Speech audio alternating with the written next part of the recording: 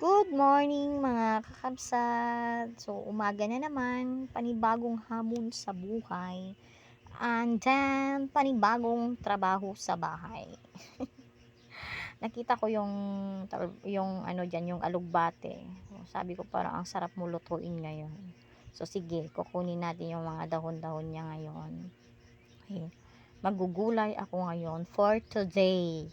Ako lang yata yung nanay na ano na halos araw-araw na lang gulay, gulay, gulay yung alam na lutuin. Wala nang ibang maisip kundi gulay na lang talaga yung lulutuin ko. So, kumuha lang ako ng ilang daon-daon niya dyan. Di ko na kinuha yung stem niya. Bahala ka dyan kung magdahon ka pa o hindi na. Ganun. Kasi ako lang naman yung ano, yung mag-uulam niyan ngayon. Kaya iba yung lulutuin ko na ulam ng mga anak ko. Baka kasi puro ako gulay. Halos araw-araw na lang gulay. Baka makarinig na ako ng mga hindi maganda sa mga anak ko. Baka sabihin na lang, Mang! Puro na lang amo na ang ano, ginaluto mo. Wala na sanglain. Balik-balik na lang.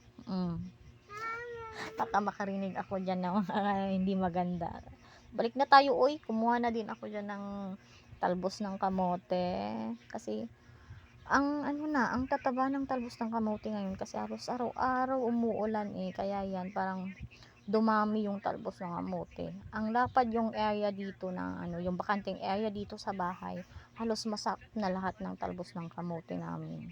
Kaya hinahayaan na lang namin kasi hindi lang man kami yung nag-uulam yan, yung mga kapitbahay namin, syempre humihingi din kaya nayan lang namin na kumalat yung mga talbos ng kamote yan kung gumapang ng gumapang kahit saan.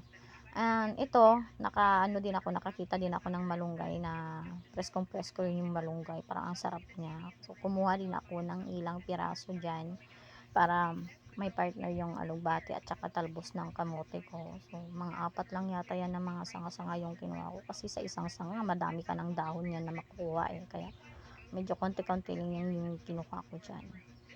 So, ayan lahat yung mga nakuha ko. May talbos ng kamote, talbos ng alugbate, and then malunggay. So, tatlong klase yung kinuha ko dito sa paligid ng bahay ko na nakita ko na pwede kong lutuin ngayon. So, balik na tayo sa kusina ko. Tsaka meron din ako dyan, green sili. Tsaka talong na nung isang araw ko pa yan nabili kaya di lang maubos-ubos kasi nga pag tatlo lang man kami kasi dito sa bahay ba na pag bibili ako ng 1 kilo na talong hindi ko man yan lulutuin lahat, kinokonti-konti ko lang pero iba-iba na luto, hindi siya na gulay na lang.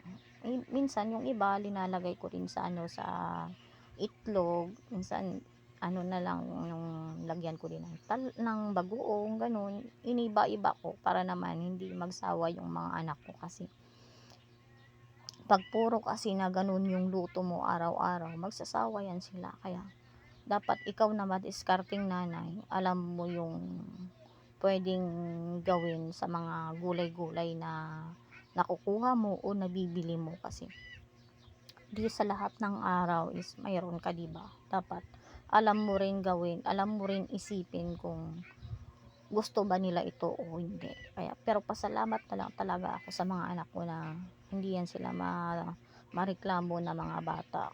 So, ayan, yung may ulam sila na linuto ko, konti lang yan kasi dalawa lang man sila.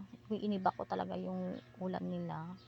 Painit na ako dyan ng tubig, linagyan ko na ng asin bitsin, linagay ko na yung talong, pero may na yan natimpla ko na yan pero titimplahan ko pa ulit mamaya. And then, green sili, yung alugbate, tapos yung talbos ng kamote. And last but not the least, ang talbos ng malunggay ko. So, habang hinihintay ko na maluto yan sila, nagpainit na naman ako ng tubig. Nagtimpla ako ng nitib na kape. So, yan ang yung ipapartner namin ngayong umaga. So, halina po kayo at tayo na po ay kakain. Maraming salamat po sa panunod at pakikinig. Bye!